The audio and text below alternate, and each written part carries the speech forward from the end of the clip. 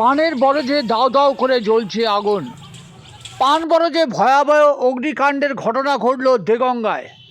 শুক্রবার বিকেল 5:30 নাগাদ দেগঙ্গার বেড়াচাপা 1 গ্রাম পঞ্চায়েতের দেগঙ্গা বাজার সংলগ্ন বিদ্যাসাগর ক্লাবের পাশে একেবারে ভান্ডারি ডাক্তারের পিছনে এক কৃষি জমিতে 3.5 কাঠা থেকে 4 কাঠা কৃষি জমিতে পান বরজে লাগলো ভয়াবহ আগুন। নিমেষের মধ্যে সেই আগুন গ্রাস করে ফেললো গোটা জমি। সাধারণ মানুষ ছুটে এসে সেই আগুন নেভানোর চেষ্টা করলেও নেভাতে পারেনি। পরে দমকলের একটি ইঞ্জিন ঘটনাস্থলে পৌঁছানোর আগে সর্বস্ব পুড়ে খাক হয়ে যায় সেই কৃষি জমি।